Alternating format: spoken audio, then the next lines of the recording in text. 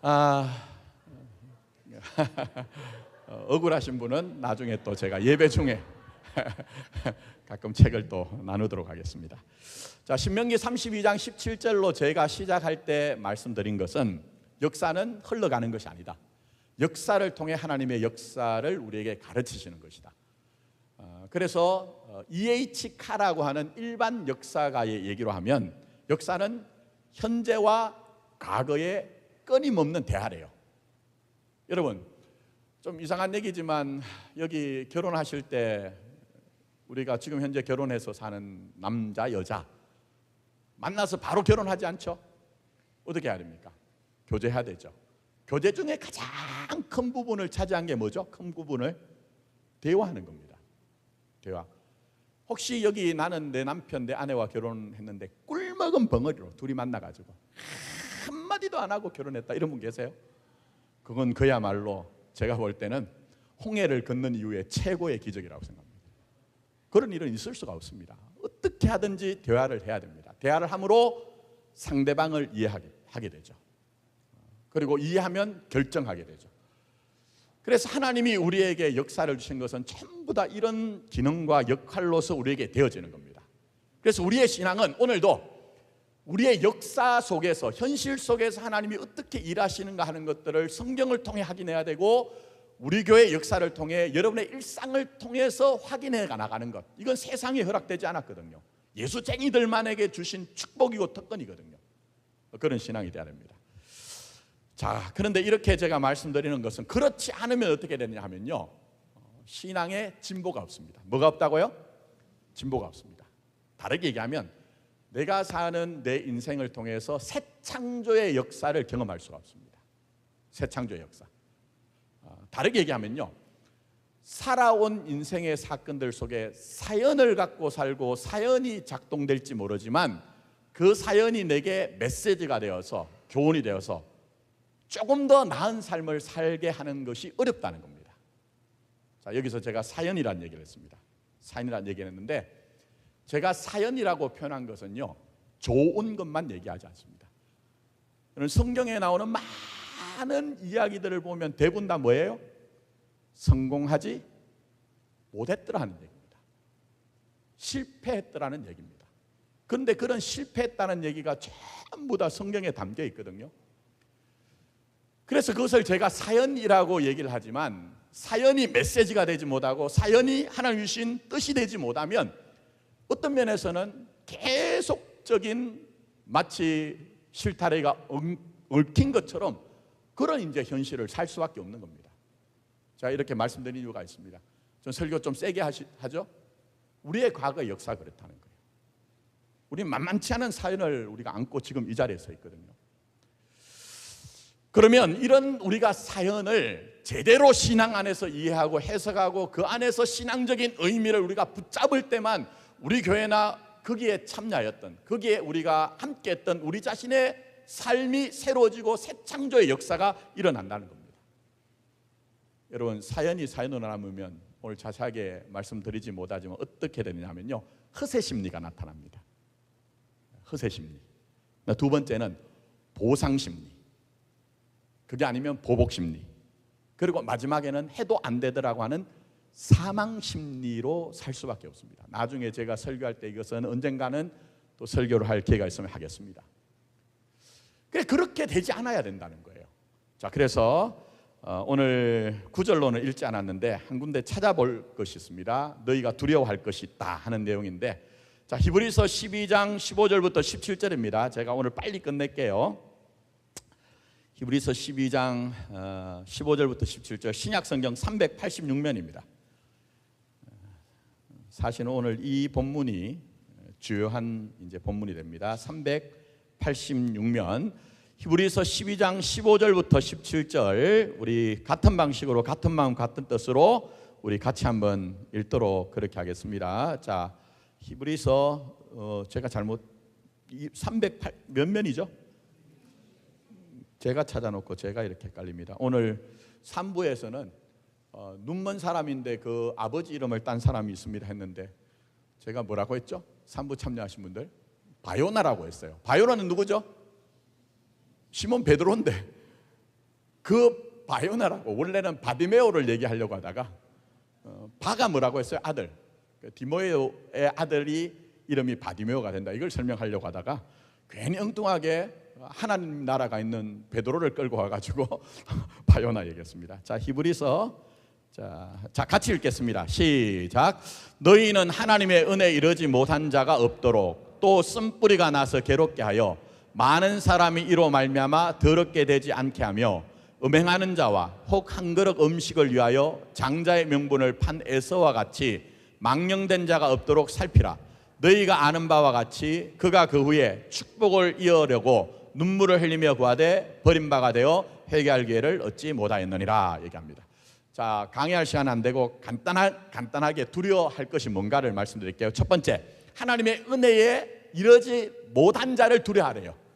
하나님의 은혜에 이르지 못한 게 뭡니까? 하나님의 은혜에 이르지 못한 것. 뭐 여러 가지로 설명할 수가 있습니다. 그러나 하나님의 은혜에 이르지 못한 것은요, 가인이 범죄를 하고 난 후에 어디로 갑니까? 에덴의 동쪽으로 가서 뭘 만들어요? 성을 쌓죠. 에녹성. 그게 바로 은혜에 이르지 못한 겁니다. 그러니까 무슨 얘기냐면 하나님을 배제하고 하나님을 외면하고 온전히 자기 실력으로 살려고 하는 것이 하나님의 은혜에 이르지 못한 겁니다. 그걸 두려워하라는 거예요. 우리의 지난날이 그렇지 않습니까? 제가 뭐 다른 사람 얘기 아니라 제 자신이 그랬어요. 제 자신이 정말 문제가 크게 올 때는요, 목사 하나님 생각날까요? 안 날까요? 안 나더라고요. 어렵더라고요. 하나님의 은혜에 이르지 못한 자를 두려워하라고 해서 우리 삶에 하나님을 배제하고 하나님을 외면하는 것을 두려워하라고 그렇게 말씀하고 있습니다. 우리가 가야 되는 길이 뭡니까? 우리가 가야 되는 길, 지난날의 우리의 역사를 통해 우리의 삶을 통해 우리가 교훈을 얻고 때로는 우리가 하나님을 외면하고 하나님을 생각하고 고려하지 않던 것들을 두려워하는 삶을 살아야 된다는 거예요. 그걸 지금 히브리서 저자가 얘기합니다. 그래서 제가 사연 얘기를 했지만 사연은 대부분 다 우리의 아픔, 상처와 관련이 있습니다. 그래서 우리가 생각하지 않으면요, 자동적으로 그 사연이 우리 안에 작동되면서 그 사연이 우리를 끌고 가게 됩니다. 그래서 오늘 우리는 공동체적으로 뿐만 아니라 개인적으로도 결국 사연이 작동되는 인생, 사연이 작동되는 교회가 아니라 사연 때문에 하나님의 메시지를 생각하고 사연 때문에 하나님의 교훈을 생각함으로 말미암아 결국 그게 사명이 돼야 됩니다. 뭐가 돼야 된다고요? 사명이 돼야 됩니다. 여러분, 대부분의 하나님이 우리에게 주신 사명이 뭘까요? 어떻게 발견할까요? 많은 분들이 모르신 게 있더라고요. 여러분, 헨리 나우엔이라고 하는 대단하신 분이 쓰신 책이 한 권 있습니다. 여러분 꼭 읽어봤으면 좋겠는데, 거기에 보면 책 제목이 뭐죠? 상처 입은 치유자래요. 상처 입은 치유자래요. 개인이든 공동체든 우리가 고통을 겪은 상처가 있다면 그 상처는 사연으로 끝나는 것이 아니라 그 안에서 너희를 향한 하나님의 사명이 있다. 그걸 헨리 나우엔이라는 분이 말씀하셨는데, 사실은 그분이 얘기하신 것이 아니라 예수님이 우리에게 가르친 복음의 원리가 그 안에 있는 거예요. 복음의 원리가. 그래서 사연이 사연으로 끝나면 안 됩니다. 사연이 우리에게 하나님 주신 메시지와 사명이 되지 못하면 뭐가 되느냐? 썬뿌리가 됩니다. 뭐가 된다고요? 썬뿌리 됩니다. 그래서 오늘 히브리서 읽은 말씀에 썬뿌리라는 말이 나옵니다. 이 사연이 썬뿌리가 되면 어떤 일이 생기느냐? 계속적으로 사연을 만들어내요. 계속적으로 사연을 재생산합니다. 상처를 벗어나지 못하는 그런 인생을 살게 하고 그런 교회가 되게 합니다. 그래서 두 번째로 히브리서 저자가 우리에게 얘기하는 것은 썬뿌리를 두려워하라고 그렇게 말씀하고 있습니다. 그럼 썬뿌리가 뭡니까? 이거는 또 설명이 돼야 되는데 간단하게 말씀드리면, 여러분, 자라보고 놀란 것은 뭘 보고 놀란다고요? 자라가 아니고 자라보고 놀란 것은 소뚜껑 보고 놀란다고 하죠. 여러분, 자라하고 소뚜껑하고는 같습니까? 다릅니까?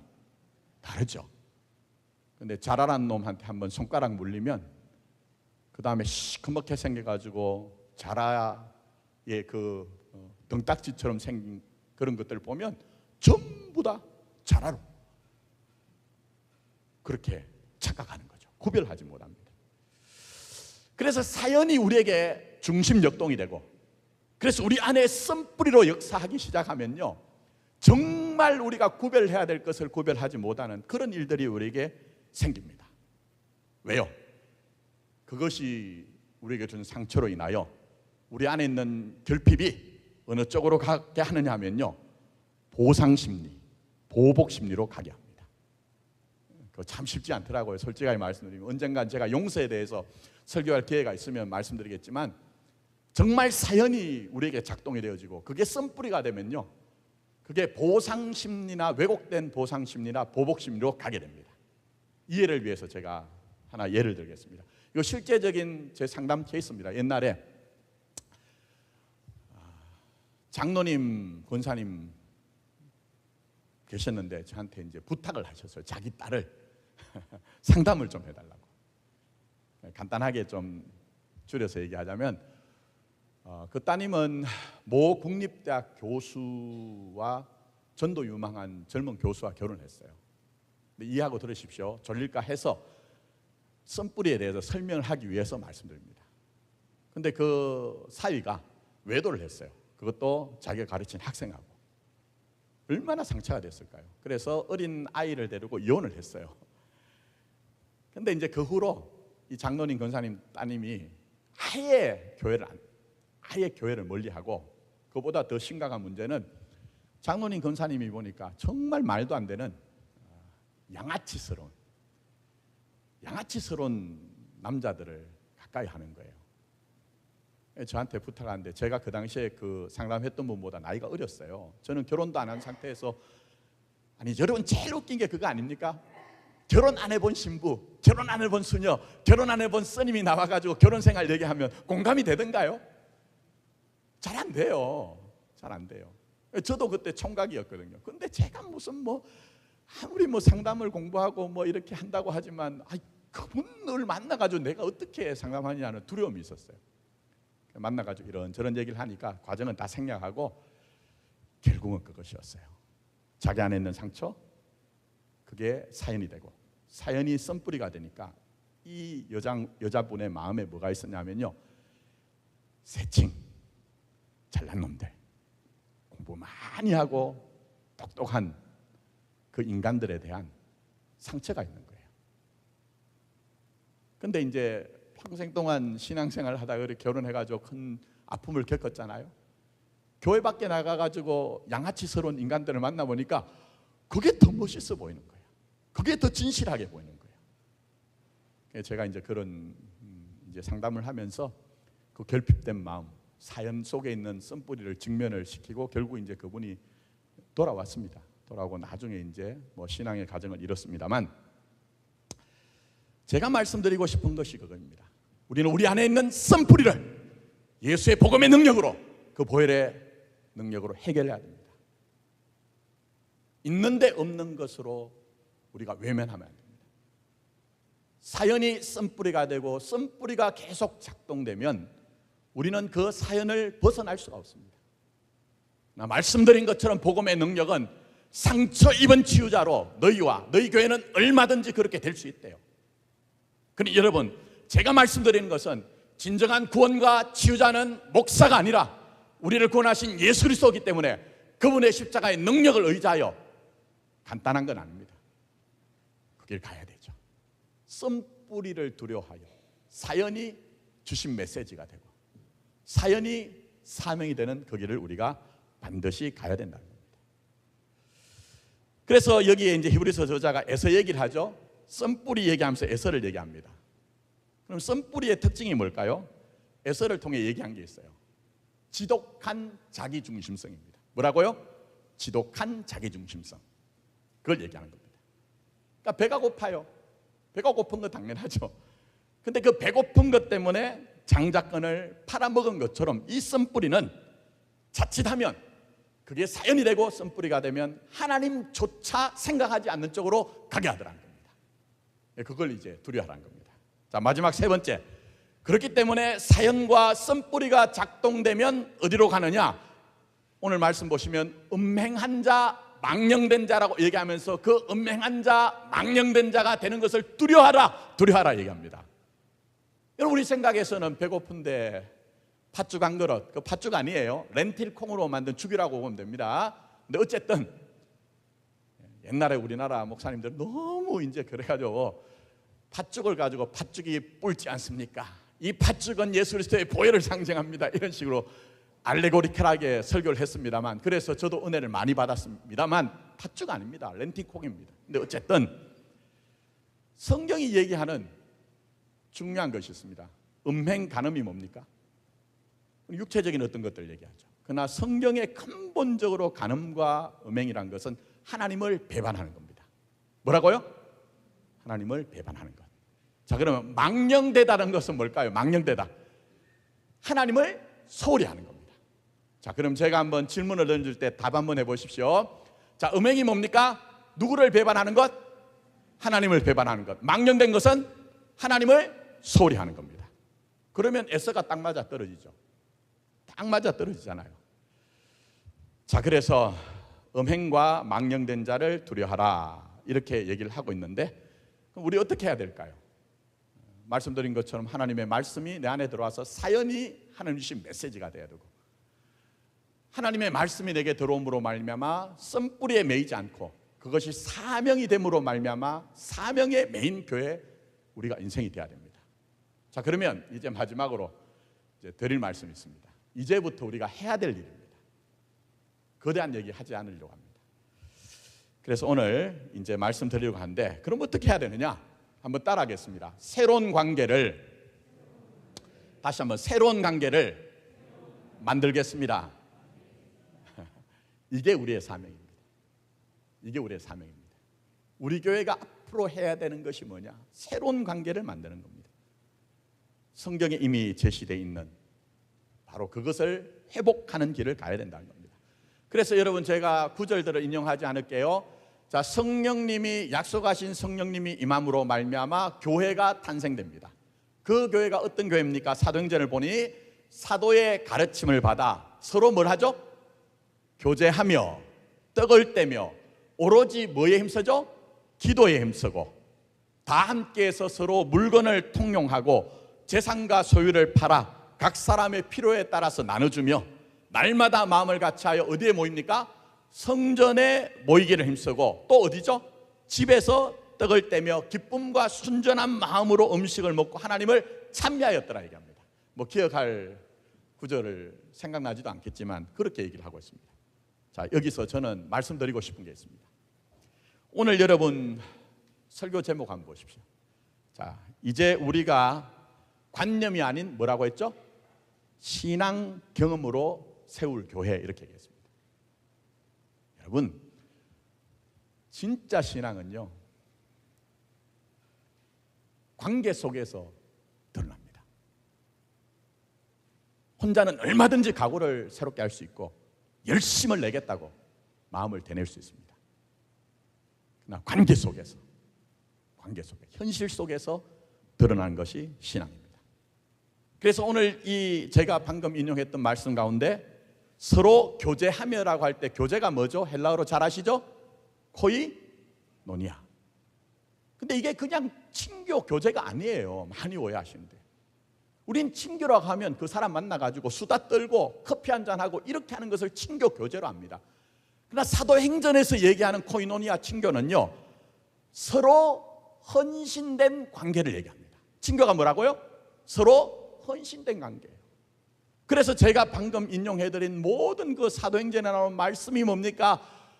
그들이 그냥 그런 각오를 했더라, 그들이 그런 결심을 했더라는 것이 아니라 행동으로 나타나잖아요.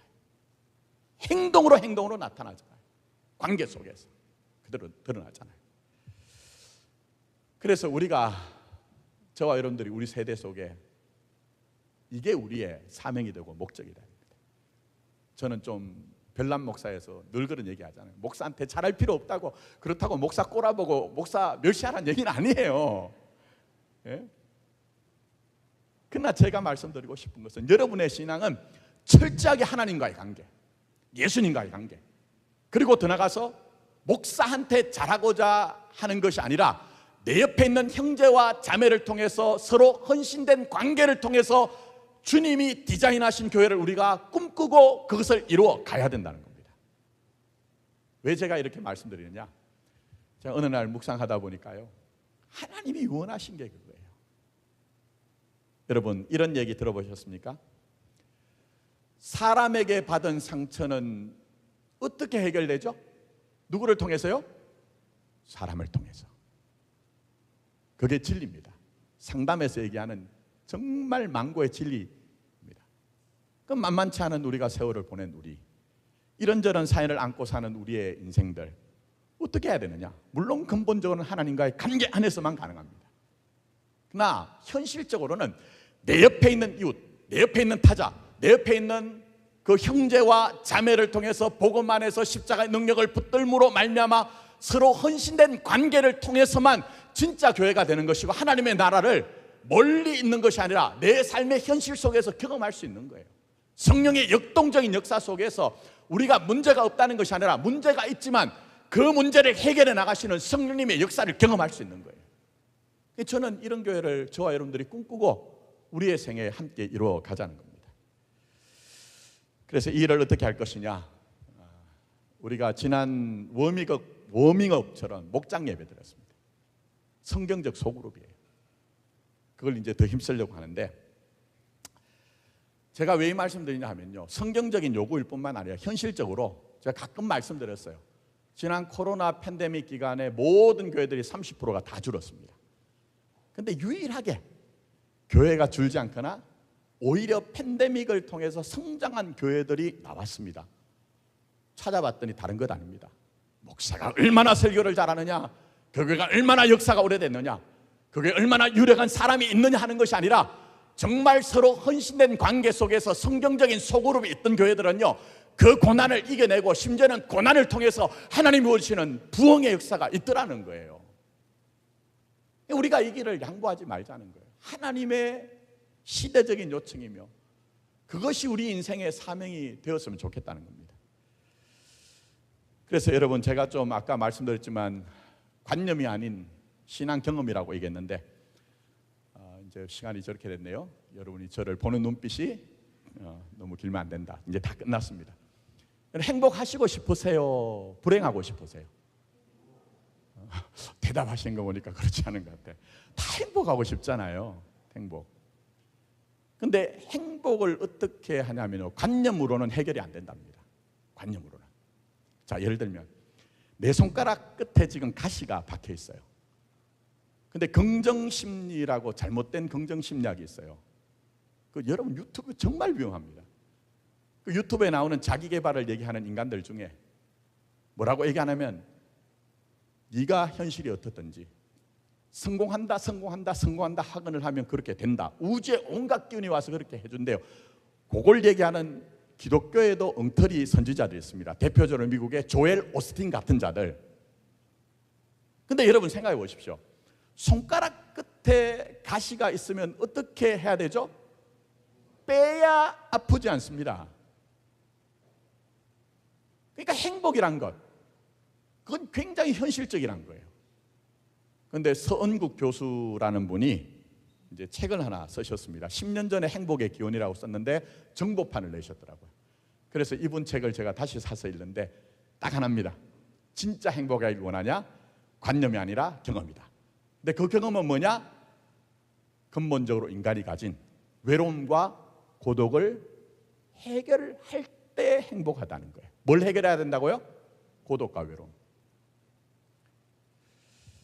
그래서 여러분, 뭘 말씀드리냐 하면은 우리 교회만큼요, 교회만큼 행복을 정말 맛볼 수 있는 기회가 열린 곳이 없습니다. 왜냐하면 심리학자들이 이런 얘기를 해요.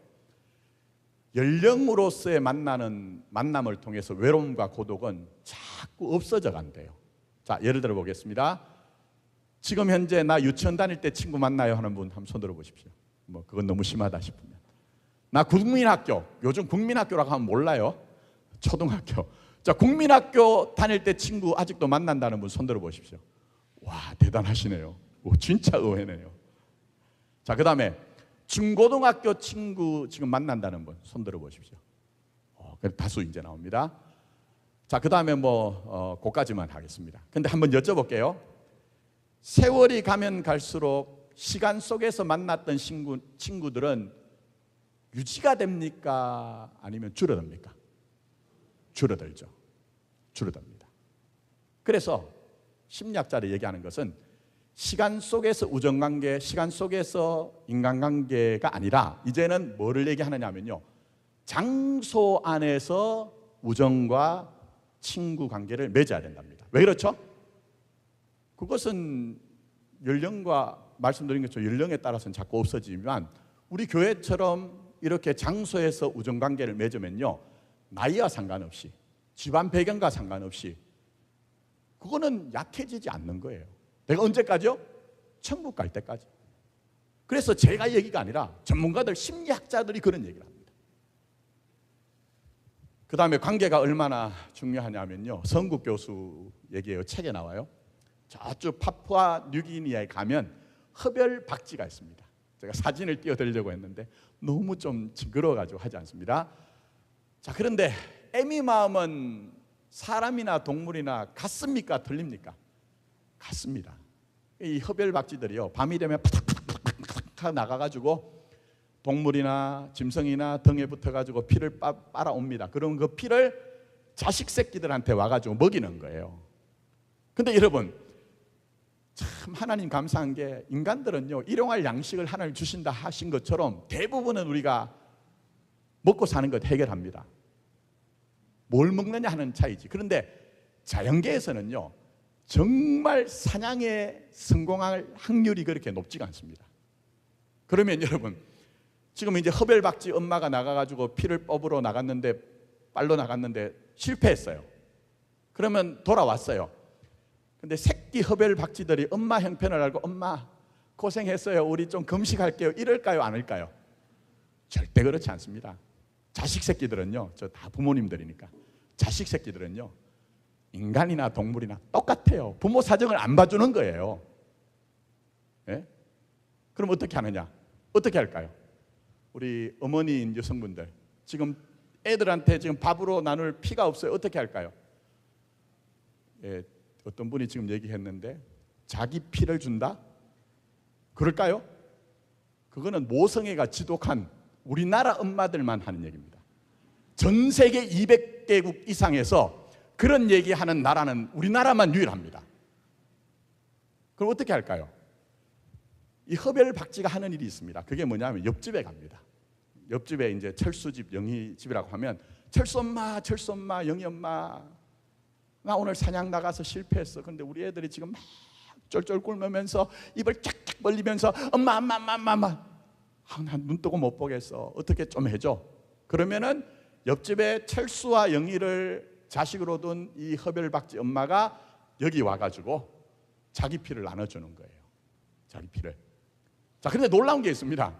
구운 거잖아요. 구운 거. 근데 이 흡열박쥐가요, 얼마나 놀라우냐면, 그렇게 내가 빌렸다고 하면 그 다음에 이 엄마가 사냥에 실패하면 빌렸던 흡열박쥐 엄마가 꼭 그만큼 그대로 가서 갚습니다. 자, 제가 뭘 말씀드리냐 하면, 관계는요, 수다 떠는 게 아닙니다. 이런 자연적인 어떤 관계만 봐도 생명과 직결된 거예요. 관계는 생명과 직결되어 있다니까요. 예수님이 내가 너희들에게 생명을 주되 더 풍성한 생명을 주신다는 것은 근본적으로 예수와의 관계 속에서 예수님이 우리에게 여전히 그 살과 피를 먹게 마시고 하심으로 말미암아 이루어지는 관계일 뿐만 아니라 거듭난 하나님의 백성들, 자녀들이 함께 모여서, 제가 좀 극단적인 예를 쓴지는 모르지만 흡열박쥐들이 그렇게 관계 속에서 생명을 유지해 나가는 것처럼 우리에게 그런 일들을 우리에게 원하시는 거예요. 그래서 제가 신약성경 인용하지 않을게요. 사도 바울이 계속 그거 얘기하잖아요. 계속 고난 가운데 있는 교회에게 너희들이 할 수 있는 일은 바로 함께 마음을 모아서 서로 교제하는 것이다. 그냥 수다 떠는 정도가 아니라, 차 마시는 정도가 아니라 서로 헌신된 관계를 통해서 생명을 유통하고 생명을 나눠주고 그렇게 지지하는 것을 통해서 너희들에게 하나님의 나라가 임한다. 이걸 우리에게 보여주고 계신 겁니다. 그래서 목장 예배라는 이름을 붙였지만 사실은 성경의 요구이면서 말씀드린 것처럼 시대적인 요구입니다. 재밌는 게 있습니다. 흡혈박쥐가 보니까요, 친구가 많은 흡혈박쥐가 있고 친구가 없는 흡혈박쥐가 있어요. 근데 조사를 해봤더니 친구가 많은 흡혈박쥐가 평균 생명이 몇 년 정도 더 길까요? 2년이 더 길더랍니다. 여러분 장수하고 싶으세요? 장수하고 싶으세요? 다른 것도 없습니다. 교회 안에서 형제와 자매를 만나서 얼싸안고 그 사람이 행복하는 것은 함께 기뻐하라고 했기 때문에 진짜 같이 기뻐해 주는 거예요. 그러나 이것은 기초적입니다. 기뻐하는 일을 우리가 그렇게 할 수 있습니다. 또 들어가서 뭐라고 얘기합니까? 그 사람이 아파하고 힘든 것이 있을 때에 함께 울어주는 것, 그게 우리 안에 이루어져야 되는 겁니다. 자, 그래서 오늘 이제 마무리하면서 본문 고린도후서 1장 5절부터 6절 보십시오. 자, 길게 하면 돌 맞을 것 같습니다. 자, 1절 5절. 자, 같이 1절부터 고린도후서 1장 5절부터 6절 같이 읽습니다. 시작. 그리스도의 고난이 우리에게 넘친 것 같이 우리가 받는 위로도 그리스도로 말미암아 넘치는도다. 우리가 환난 당하는 것도 너희가 위로와 구원을 받게 하려는 것이요 우리가 위로받는 것도 너희가 위로를 받게 하려는 것이니 이 위로가 너희 속에 역사하여 우리가 받는 것 같은 고난을 어떻게 해요? 너희도 견디게 하느니라. 자, 긴 설명하지 않겠습니다. 사도 바울은 자신의 고난을 통해 누굴 봅니까? 고린도 교회의 교인들을 보는 거예요. 내가 당한 환난을 통해서 저렇게 고난당하는 성도를 보니 속사정이 느껴지는 거예요. 내가 받은 위로가 마찬가지다. 그것을 전하는 목적이 있다고 얘기를 하고 있어요. 그러나 이것은 사도 바울만의 목적이 아닙니다. 그래서 7절 한번 같이 읽습니다. 시작. 너희를 위한 우리의 소망이 견고함은 너희가 어디에 참여하죠? 고난에 참여하는 자 된 것 같이 위로에도 그러한 줄 알미라 얘기합니다. 여기서 참여한다는 말이 코이노모스입니다. 느낌이 오십니까? 참여한다, 코이노모스, 코이노니아와 연결되는 말입니다. 말씀드렸죠. 우리가 함께 이루어가는 교회는 구조적으로 얘기하면 성전에도 모이고 집에도 모이는 것처럼, 그러나 그런 구조가 중요한 것이 아니라 정말 우리가 만나면 만날수록 함께 참여하여 서로 위로가 있는 교회, 우리가 거기까지 가야 된다는 겁니다. 이제 말씀 맺습니다. 자, 예수님이 교회를 유비적으로 표현하신 것 중에 예수님 자신을 머리라고 하고 교회를 뭐라고 합니까? 몸이라고 하죠. 그리고 너희는 그 몸에 뭐라고 합니까? 지체. 그럼 무슨 얘기인지 아시겠습니까? 오늘 말씀 전한 것하고 연결이 됩니다. 자, 예를 들어 보겠습니다. 제가 지금 팔 한쪽이 부러졌어요. 제가 얘기하니까 김홍영 집사님한테 죄송한데 다리가 한쪽 부러졌어요. 그러면 지금 팔이나 다리가 불편한데 그렇다고 해서 다른 지체는 아무 상관없습니까? 불편하죠. 함께 고난을 겪는 거예요. 그 다음에 또 하나 생각해 보십시오. 집사님 지금 예를 들어 죄송합니다. 너무 적실성 있게 그러려고 하는 게 아닌데, 자, 팔을 지금 집사님이 다치셨는데 제일 고생하는 게 어디죠?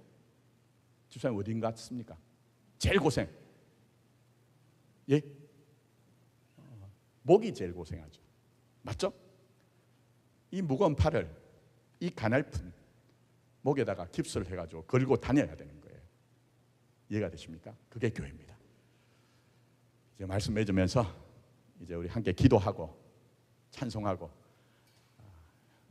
전한 말씀 갖고 나가서 우리 생애 다하는 날까지 우리 마포교회가 성경이 우리에게 요청하고 시대가 요청하는 것처럼 우리가 서로 위로가 있는, 그야말로 두세 사람이 그리스도 이름으로 모이는 그런 교회가 되었으면 좋겠습니다. 자, 이제 우리 함께